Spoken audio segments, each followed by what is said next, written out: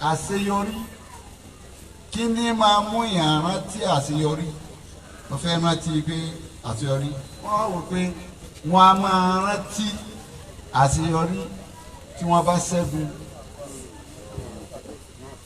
tí wọ́n bá ṣẹ́gun tó jagun tó ṣẹ́gun pé alhamdulilayi àṣẹ́gun àṣeyọrí wọ́n á máa rántí ìrántí a máa wáyé bí ìyẹn bá ti ṣẹ́gun ìrántí a máa wáyé tí nǹkan ìmọ̀ bá ṣẹlẹ̀ mùjísà ká bá ṣẹlẹ̀ karama ká ṣẹlẹ̀ Quran ló fi di gbogbo ẹ̀ múlẹ̀ o irú ìrántí bẹ́ẹ̀ ni tó bá lọ sí sọ́ọ̀tù Yunus.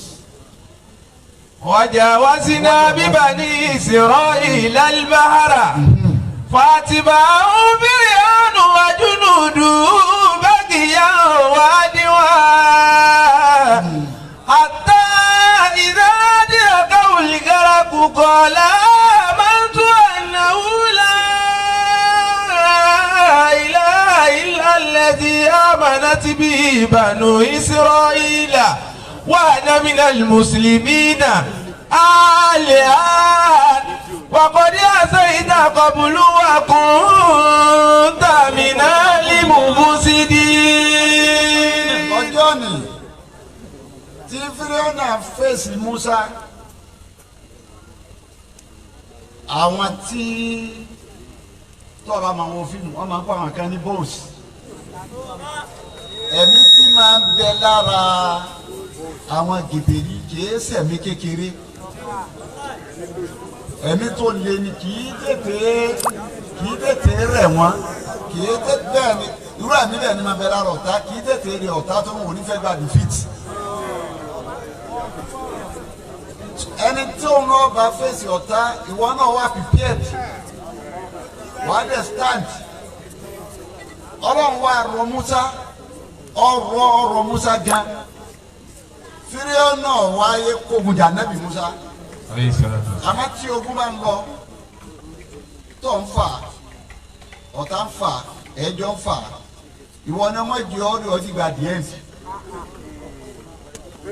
wọ́n fà bọ̀ bẹ́ẹ̀ ọwọ́ afẹ́ dìgbà díẹ̀ nígbà tí Fíráúnà wá jáde tán ibi àti táì gbogbo ọ̀nà pọ́sibẹ̀ tí wàá ká jẹ́ tiẹ̀ dáhùn àárọ̀ náà eléyìí ní fi sọ fún wọn Musa pé mo jù ọ́ lọ Musa ọlọ́run ló sì ránṣẹ́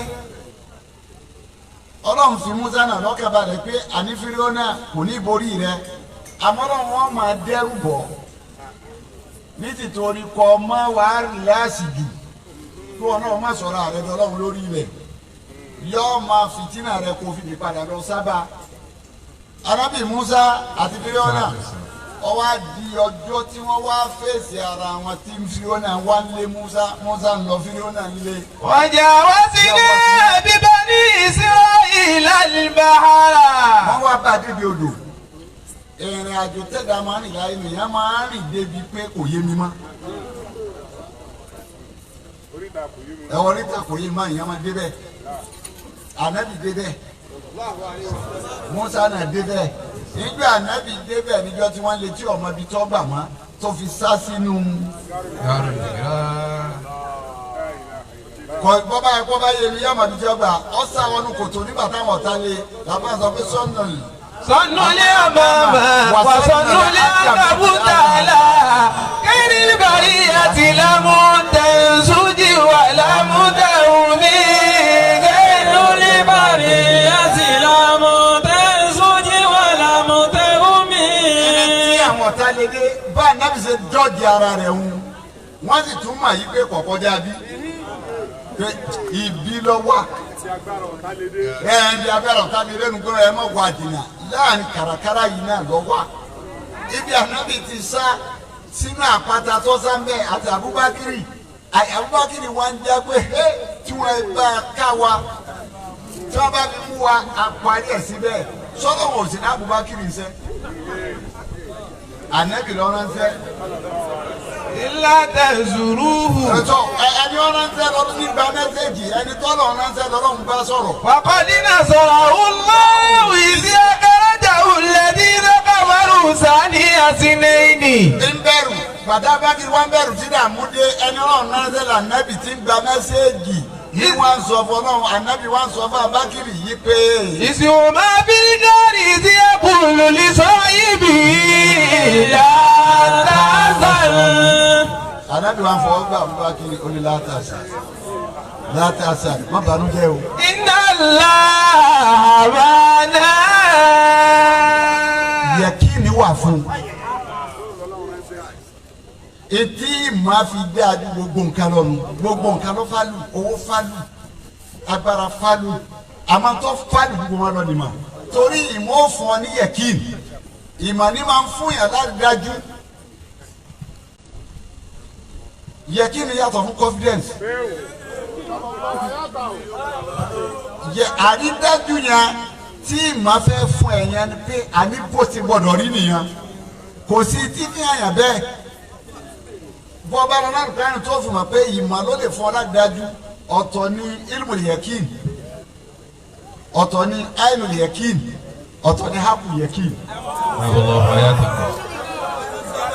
àwọn ní mímọ̀ àwọn sọ pé hakul yakin lójú gbogbo wọn lọ ìmọ̀ ní fún yàn ládájú bẹ́ẹ̀ tó bá fẹ́ mọ̀ pé mà ní máa fún yàn ní confidence ó wá padà sínú àlùkùránì wà lọ suratul Qasas ìmọ̀ lọ́fà ìgbà tí Kárúnà jáde tọ́jáde tán tọ́látẹ́lá ọjáde tán tìyìtìyì ìgbà tó wá jáde yìí mà ní ọjọ́ àwọn onímọ̀ ní ọkọ̀ fíìsì kò sẹ́ni tí Kárúnà ọkọ̀ fíìsì pẹ̀lú pàwọ́ rẹ̀ ìgbà nìkan bẹ tí Kárúnà ọkọ̀ fíìsì nígbà tí ń lo dáwọ́lá yẹn lọ́wọ́. wàkàràjà alákòóbì fìsì láti yí. ọjáde àjáde tán nìyẹn ọlá jáde sẹ́kù ọlá mà jáde tán bí Kárúnà bá wá jáde pẹ̀lú ọlá tó lọ́n ṣe fún ara wọn náà sì ní kí Musa tó bẹ lọ́wọ́ ọba fún kó tó dolówó níjọ́ tí Musa bẹ lọ́wọ́ ọlọ́run ní Musa fi Kárúnà lẹ̀ àmọ́ kò ní í wo ẹnìkan tọ́jú lórí tó wá rí èèyàn àwọn fọlọ́wàsí ẹ àbọ̀bá rọmọkéwú àbọ̀bá dídì àmọ́ ọkọ máa tàràkà àfẹni tí ẹ̀mí ẹ̀ bá dọ̀tí kódà yóò fẹ́ wù kí wọ́n dáa ju tòun lọ torí kí wọ́n dà wọ́n níyì rẹ̀ Musa wá ń dààmú ọlọ́run pé Kárúnà yìí tí ń rọ mi sáde mọ́sálásí yìí àgbẹ̀sí ni kò ní kankan wọ́n ń dọ̀tí mi ọlọ́run ní fi Kárúnà lẹ̀ ọmọ wa Kárúnà tó mi aláyẹ àlámù. wọ́n ní kàlàkọ̀ wọn lẹ́tí mú lè kàbí. nígbà tí ìdààmú Musa pọ̀ ọlọ́run ló ké ìwọ náà ló ṣe fún wá ṣe báyìí fún tọkọ lọ fi sínú oko rẹ̀ ká mọ wá wo tí ọ̀sẹ̀ lẹ́bọ́dún bá parí ọba sọkọ lọ́hùn fún ọbẹ̀ lọ́hùn fún gbàtọ́ lọ́ parí ìtẹ́gbẹ́ wá fún wa yìí pé ọwọ́ aṣọ bíi bàrà sọmọ pé bàrà máa ń lẹ́gùn sínú nígbà tí Kárúnà wá ń fọ́ bàrà wọn bí agbára ọlọ́run ọba dé èyí tí ó fi bá bí ọmọ bí ẹ̀gúsí inú bàrà ìwọ̀n bá owó tí wọ́n ń lá ní bátàrì nínú ẹ̀ tọ́ba tún pa mí yóò bá dé amájì nínú ẹ̀ tọ́ba tún pa mí amágò nínú ẹ̀ ọ̀la ìwà dé ó ti dàgbára Kárúnà lọ. ìkẹ́ méjì sì máa ń ṣẹlẹ̀ sí ẹni bá lọ́lá àfi kéèyàn jà lóògùn tó bá fẹ́ ṣẹlẹ̀ sí ọ ìpè méjì ti wà nílẹ̀ bí ègún ni ọlọ́ni innal insana láyàtìgà ara òsítàgìnà innal insana láyàtìgà ọmọ ìyá ọgbọ ẹrù mari ara òsítàgìnà tó bá tiri rẹ lábọrọ kéésù wọn nìkan lọ́rọ̀ gbogbo orúùmọ ọ̀rọ̀ tó bá rí rẹ ọ̀rọ̀ kan ní ẹwà tó bá rí rẹ kóhun lòún lẹ́wà jùlọ nísìnyí afẹwà sẹfàrí obìnrin mi alẹ́wà yóò fi wà sẹ́fàrí fún fọ́kọ obìnrin mi anípò á fi wà sẹ́fàrí fún á fi ipò sẹ́fàrí bẹ́ẹ̀ lọkùnrin náà dìnnà kan ni bẹ́ẹ̀ ni mà ọ̀rọ̀ kan ni bí màá bá pọ̀ ju ìṣe gbogbo nǹkan tẹ́ ń dẹ́rù pé ta tiẹ̀ lẹ́yìn bẹ́ẹ̀ ni tó wọ́ bá pọ̀ á gùn àkọ́kọ́ nù èké tó tún lé ọlọ́ọ̀ni innal insani láyé lírọ́bì làkànú. ọmọ èèyàn kanúlù ni o aláìmoore ni ó yà fẹ́mi ọlọ́run. wa innahu ala dhalika la shahid. innal insana làkànú. lírọ́bì làkànú. ọmọ èèyàn èmi ni mo rọ ẹ èmi ọlọ́run ni mo nàró rẹ wọ́n tún wá di aláìmoore máa mi lọ́wọ́ ọlọ́run ni ẹ má rò pé tí mo rí òun kò rí bẹ́ẹ̀ o. wa innahu ala dhalika la Kárúnà bá gbàgbé ibi títí mọ́. Inna wọ́n Qarun. ní orí pẹ́ àṣírí gbàgbé Kárúnà bá gbàgbé àná. Ọlọ́run wá fẹ́ rojọ́ Kárúnà ó ní Kárúnà yẹn. Kana min qawmi Musa. Ọlọ́run nínú ìjọ Musa náà lọ wà tẹ́lẹ̀. Fabaga alayhim. Ọlọ́run náà ti pèsè fún Kárúnà ó wá rògbò lójú ọba bẹ̀rù gbọ̀nrí bàgá. Alayhim wa atainahu minal kunuz. Ọlọ́run wá àti náà minal kunuz àwọn ọlọ́run ló ti wá. Àtẹ̀yìnáwó minal kunuz jámù kánsùlù. Wa atainahu minal kunuz. Ṣé fi ọ̀rọ̀ kan ni mo fún mọ́kò tí ni ọlọ́run mo kò tí Kárúnà ni. Ma inna mafatihahu latanu bi'usbati ulil quwwa. Ọlọ́run ló ti dẹni olówó ti ní sèfù. Kọ́kọ́rọ́ sèfù ẹ kọjá tẹ́nì kó gbé. Ulil Àwọn akọ́kọ́ bá máa quwwa. fẹ́ pè ní bánsà. Àwọn tíjẹ̀ wọn fẹ́ àwọn ni wọ́n ń gbé kọ́kọ́rọ́ wo Kárúnà ibi tí sèfù rẹ̀ tó kọ́rọ́ sèfù rẹ̀ lágbára dé. Iz qala lahu qawmuhu la tafrah. Kárúnà ọba kírun mọ́ kò ṣe déédéé mọ́sálásí mọ́ kọ̀yọ̀ sàká mọ́. Àwọn àṣẹ wáàsí fún pé Kárúnà máa ń yọ ayọ̀ lọ́yọ̀ yìí. Inna Allaha la yuhibbul farihin. Ọlọ́wọ́ fẹ́ràn ọgbẹ́ni tí máa ń yẹ ẹ̀kọ́ rá Kárúnà. Wabtaghi fima ataka Allahu daral akhirah. Tí ọba dá fọ ní tọ́lọ̀ fọ dá padà fọlọ́run. Wọ́n tẹ́ jí fi máa dákà lọ dára lè ayira inú tó fún ọ yìí fi wọ́rùn. Wala tansa nasibaka minad dunya. Ó kó gbogbo rẹ̀ wá èyí tó bá jẹ́ nípa rẹ̀ láyé má gbàgbé. Wasin kama ahsana Allahu Èyí ilayka. tó dá fọ ni kò ṣe dáadáa padà sọ́dọ̀ ń kó ṣe dáadáa sí ọ. Wala tabghil fasada fil ardi. Ọ̀pọ̀lọ̀ ṣèbàjẹ́ lérí ilé ọlọ́run ọba. Inna Allaha la yuhibbul mufsidin. Gbogbo ẹni tí máa ń ṣèbàjẹ́ ọlọ́run ò nífẹ̀ẹ́ tí wọ́n ṣe wá sínú Kárúnà. Qala innama utituhu ala ilmin indi. Olúwa àti kí lẹ́ ń ṣe fún mi ìmọ̀ mi ni mo fi kó jọ. Kìí ṣe ọgbọ́n mi ni mo fi kó jọ. Báyìí náà yí pé àdúrà Musa kẹ́kọ́ àbẹ́tẹ̀ ká àbí nǹkan kan tí Musa ṣe fún mi kọ́ mo lo ọpọlọ mi ní ọpọlọ tí mo lò ìmọ̀ tọ́lọ̀ fún mi ni mo fi kó jọ. Awalam ya'lamu anna Allaha qad ahlaka min qablihi minal quruni man huwa ashaddu minhu quwwatan wa aktharu jam'a. Ọlọ́run ní ẹ̀jẹ̀ láti sọ fún oyoko nù ní. Ọlọ́run ní tí ọ̀wọ́ ara wọn tí wọ́n ti síwájú kó wọn tó dé ní àwọn tọ́jà sí pé. Man huwa ashaddu minhu quwwatan wa aktharu jam'a. Wọ́n ká padà ju Kárúnà yìí lọ, wọ́n sì kó dúkìá jọ jù ú lọ. Wala yus'alu an dhunubihimul mujrimuna. Ẹ má bí mi léèrè pa àwọn ẹlẹ́ṣẹ̀ ni. Faqaraja ala qawmihi fi zinatihi. Ibi tí ń lọnu, inú bàbá fẹ́ sọ̀dá yóò wá jáde tán, á wá jáde sáwọn àjọ rẹ̀, á kú ọ̀la, yóò kó gbogbo dúkìá rẹ̀, yóò wá jáde pẹ̀lú ẹ̀ṣọ́. Ọlọ́run bá níròyìn Kárúnà ipe pẹ̀lú ẹ̀ṣọ́ ní jáde lẹ́ṣọ́ tó já pé kò sí bó ṣe lè jáde sáwùjọ, yóò dá ìfàtì yìí sọ́dọ̀ rẹ̀, yóò sì kọ̀ǹfíìsì àwọn èèyàn. Qala alladhina yuriduna al-hayata ad-dunya ya layta lana mithla ma utiya Qarun. Ọlọ́run nígbà tí Kárúnà jáde dé àwọn tó já sí pé. Alladhina yuriduna al-hayata ad-dunya. Àwọn aláìmọ̀kan tí wọ́n ń fi ayé bíi Kárúnà. Ọlọ́run ní gbólóhùn wọn tí wọ́n ń sọ ní pé. Ya layta lana mithla ma utiya Qarun. Ọmọ ṣe wa o, kò bá sì dá ká pé rúpi tó bí fún Kárúnà yìí kò sì gbé kàn wá.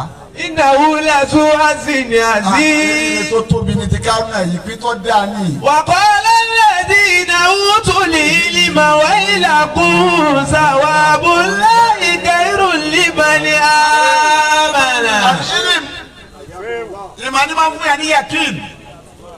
Qala alladhina utul Ìmọ̀ tí a bá ní ma yakin náà wà òní Sheikh. Ọ lè máa tẹ́lẹ̀ bá bọ́lá nǹkan ọmọ bẹ̀rù Ọlọ́run, àmọ́ mo ò fi hàn yí pèsè ọ̀nà níbi àwà yìí. Àwọn tó nímọ̀ ìgbà tí mo léwu ẹ̀ta ìsìn àwọn tí ò ní mímọ̀, àwọn onímọ̀ ní wẹ́ wailakum sawabullahi. Ọlọ́run ní gbé yín kí ni bẹ́ẹ̀ lọ́dọ̀ Kárúnà tí wọ́n jọ yín lójú ẹ̀san tẹ́ gbà lọ́dọ̀ Ọlọ́run ọba. Khairul liman amana wa amila salihan. Ọkọ̀ ìfúta ní fẹ́ẹ́ tó gbé liman amana wa amila salihan. Fẹ́ẹ́ tó bá bẹ̀rù Ọlọ́run amana tó gbọ́ lọ́wọ́ ọba gbọ́ wa amila salihan tó ti sẹ́ rí. Wala yulaqa illa sabirun. Ẹni kò sì lè rí afẹ́rí bá ṣe sùúrù. Ìmọ̀ ló fún wa ní yakin. Ìmọ̀ máa ń fún yàn ní yakin. Ìmọ̀ tí máa fún yàn ní yakin yẹn irú ẹ̀ náà lọ ṣẹlẹ̀ lọ́dọ̀ Ànábì Sulaiman padà sí Námúlì Suratu Námúlì. Ìmọ̀ máa fún yàn ní yakin ìjọ tí Ànábì Sulaiman àti Bìlíkísù tọrọ Bìlíkísù dé tọ́ dojúrú. Ànábì Sulaiman wọ́n náà àbáyọ. Nígbà ìwúrí àti fún lábọ̀ ìpè tí mo rí orí mo róbìnrin kan òòrùn ní sí gbogbo nǹkan tó ní mórí kó ní àmọ́ ní nǹkan kan tó ní ọwọ́ alága wàdà àríjù ni àzímù. ìyàwó wa bá Nabi Sulaiman ọwọ́ akúbá òní àti àti fẹ́ dọ́dọ̀ Sulaiman. Qala. Sulaiman wa sọ yìí pé. Ya ayyuhal mala'u. tó o kò sí mara ẹ̀yin bá fi ní ẹ̀yin tẹ́ wà lọ́dọ̀ mi ìṣó. Ayyukum yatini bi arsiha. Ayyukum. Yatini bi arsiha. ẹ máa kíyèsí àwọn ànábì Ọlọ́run kẹ́ ẹ má bàa sọnù àwọn èsì ànábì o kò sí èsì ànábì ma ìyẹn ti fi hàn pa àlè tó wọn àwọn ànábì Ọlọ́run ni tiwọn báyìí tàwa ni wọ́n títí ẹ bọ̀ tó ní Ọlọ́run fẹ́ràn ọ ti sọ ànábì Sulaiman bá nù o àwọn ànábì tọ́lọ́run ń ròyìn wọn fún wa pé àdúrà àwọn mustajabu ni tí wọ́n bá ti gbà á ọwọ́ akúbá òun yóò ṣe mú fún àga Bìlíkísù ó yẹ kó sàgbọ́n adáni ó sì wá akéwù túbà tó lọ́nba ti máa pè ní àṣẹ àlùkà wọ́n fẹ́ káàgà yóò débi kò ní í dé bẹ́ẹ̀ tó ráyà fún onímọ̀ bí wọ́n ṣe gbé àga.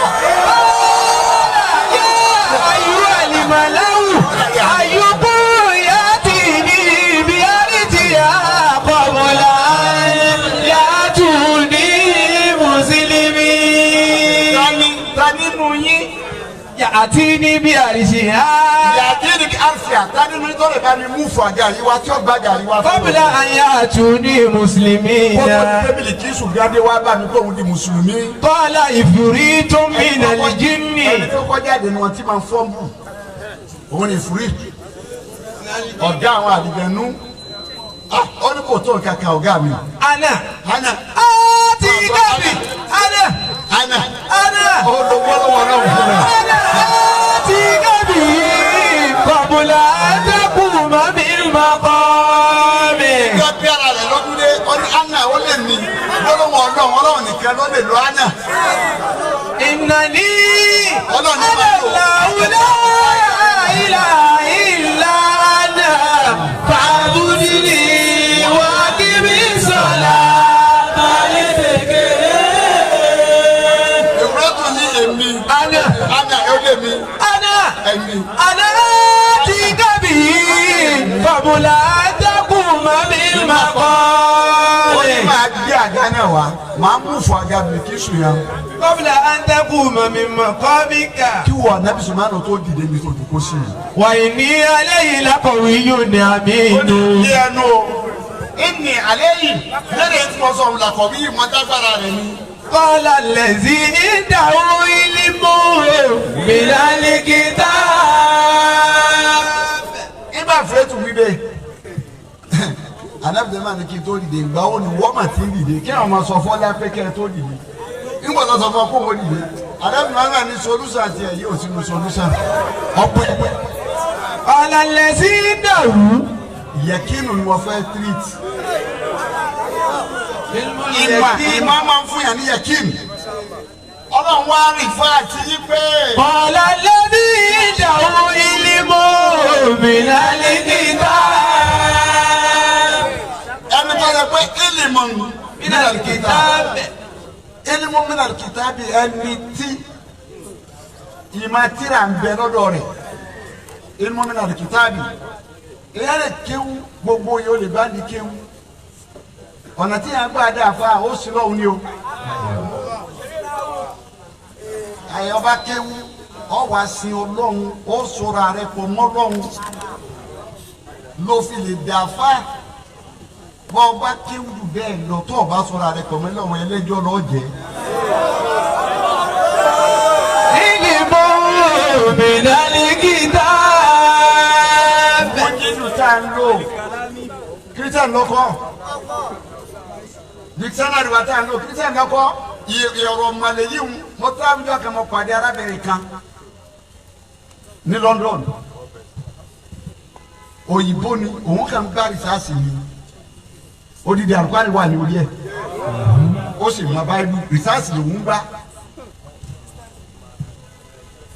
lágbáwọ ẹnu rẹ̀ bàbá mi ò ní o ìwà bá tí wọ́n sọ̀tọ̀ ọmọ sọ yà ni kìí wá ṣe mùsùlùmí bí tí wọ́n lọ nù kìí ṣe mùsùlùmí kò ní bàtà kankan pẹ̀lú ẹ̀sìn wà yìí òun kàn lọ gbá rìsáàsì lásán ni nítorí mi ń bá ń sábàjẹ́ àmájọ́ mi mọ̀ pé eléyìí ò gbé ọwọ́jọ́ bọ́ ọ̀run ó sọ̀rọ̀ àrẹ pọ̀ mọ́ lọ́hùn ni ìṣòro ẹni pọ̀ mọ́ lọ́hùn ẹ wá sọ ipa gbọ́ngbà tàbí wọ́n á rí fáàsì pé. wàhálà lẹ́sí ìdáhùn ìlímù nínú kìtàbí.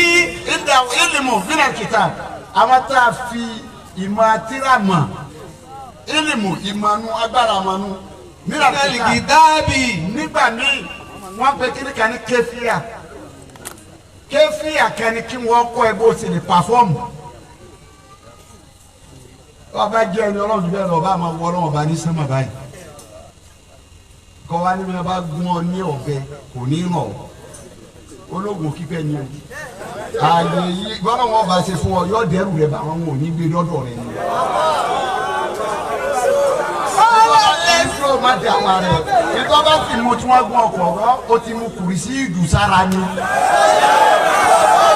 alálẹ́sí ìdáhùn ìdìbò ìdálẹ́gídá.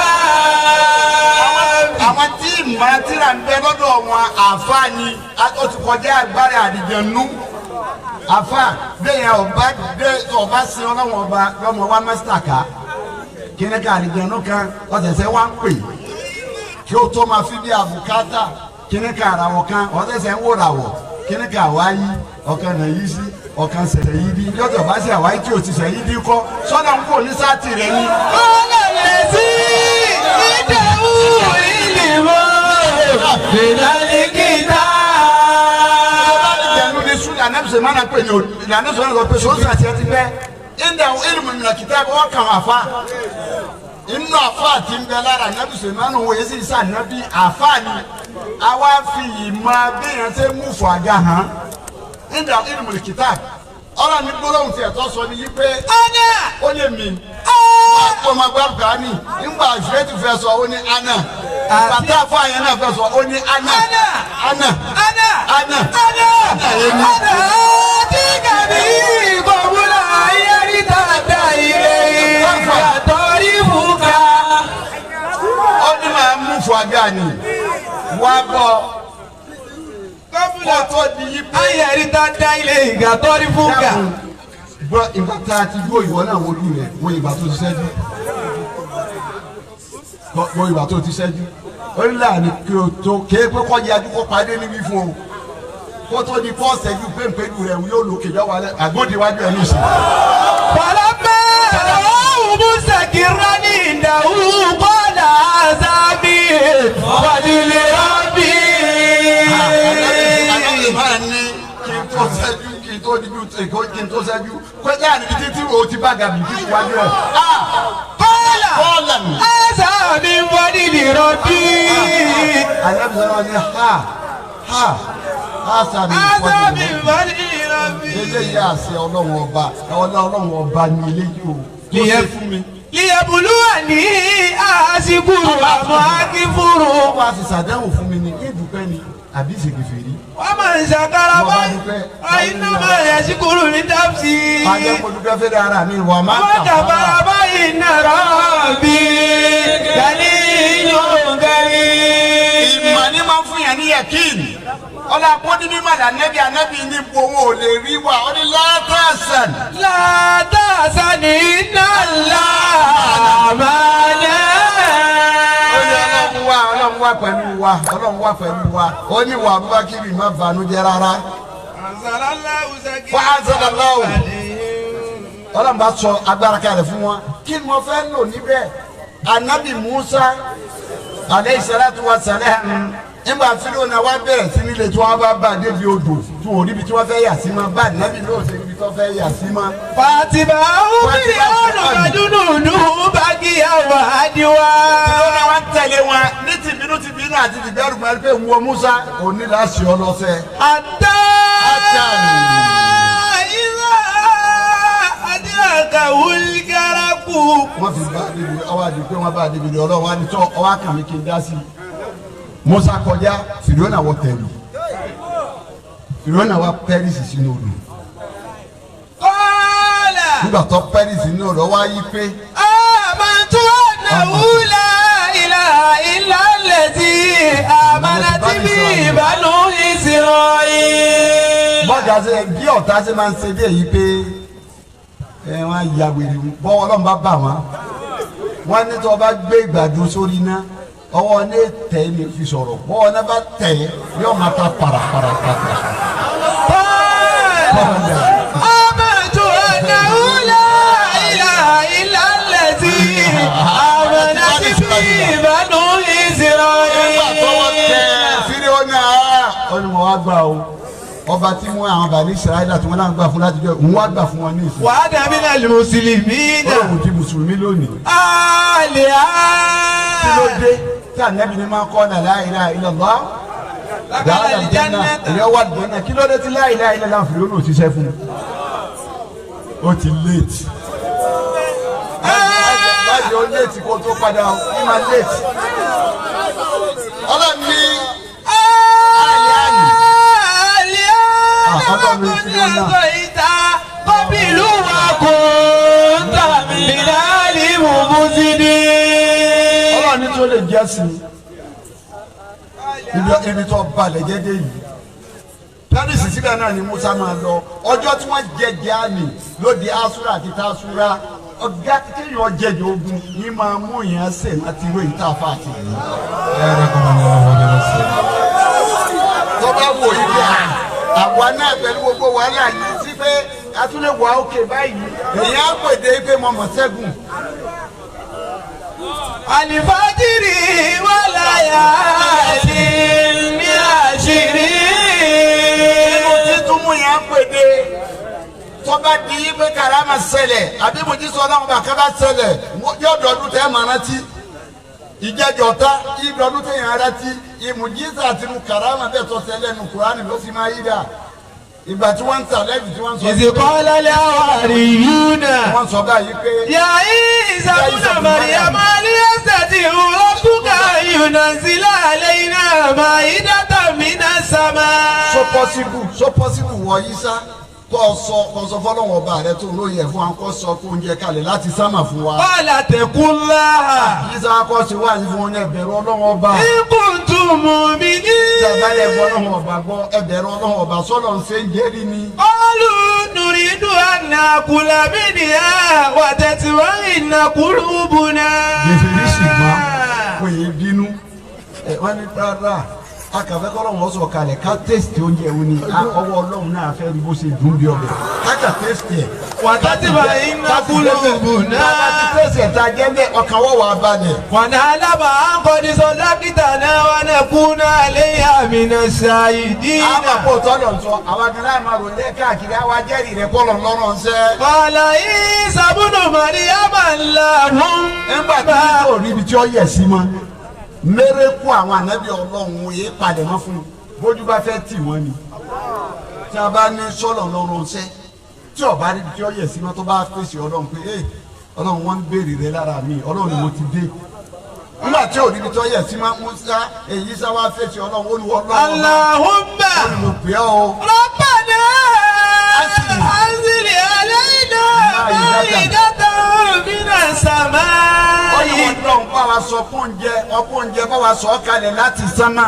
takunu lana idan li awwalina wa akhirina. فينا ọba ti sọ kalẹ̀ fún wa tá a bá fi lè jẹ́ yóò wá dọdún fún àwọn tí ń bẹ àwọn tá à ń bẹ àtàwọn tí ń bọ̀ lẹ́yìn wa yóò dọdún. وآية منك yóò mọ jáde látọ̀dọ̀ Ọlọ́run. وارزقنا وأنت خير الرازقين. ní sáré olè ní o fún wa lóúnjẹ kí wọ́n jẹun ní ìsìn lábára máa ń jẹ èso wọ́n tún béèrè pé sùn kọ́ parisukú náà. وأنت خير الرازقين. mísíkù bẹ̀ wọ́n ṣètò owó wọ́n á tún bá kó àwọn àfàwá kí à ń tá a fi panu tó fi pẹ̀. قال الله Ọlọ́run wá ní wọ yín sá. إني منزلها عليكم. ó ti lójú rẹ̀ o ní sísọ kalẹ̀ múnà sílẹ̀ àlékún bá sọ fún jẹ́ òkà lásìmọ̀ tí wọ́n ti pìpì àrẹ pátápátá fún yín àmọ́. فمن يكفر بعد منكم. èmi ẹ ṣe ń jẹ àmọ́ fún àwọn tí ọ̀ débẹ̀ tí wọ́n bá sọ ọkùnrin jẹ́ òun kalẹ̀ tẹ́ bá tún wá ṣe dèfèrí lẹ́yìn ìgbà náà. فإني أحاسبه عذابا لا أحاسبه أحدا من العالمين. ọlọ́run náà jẹ́ bí àyà tí ń jẹ nìkan rí láyé tẹ́mi ọlọ́run ọ̀jẹ̀ nìkan rí ọlọ́run ní jẹ yín. ìsọkúnjẹ kalẹ̀ tọ́lọ̀ ń sọ kalẹ̀ ohun tí ń jẹ́ mùjísà àwọn ọ̀dọ̀ọdún yìí máa bí kéèyàn ó sì rántí pé ọlọ́run ṣe ìyanu kanú ayé wa ọdún mẹ́wàá tó ṣe ìyanu ayé wa ni ẹ bá ń pè dé mo fẹ́ dúpẹ́ ọdún mẹ́wàá so mo fẹ́ dúpẹ́ ogún ọdún mo fẹ́ dúpẹ́ ọgbọ̀n ọdún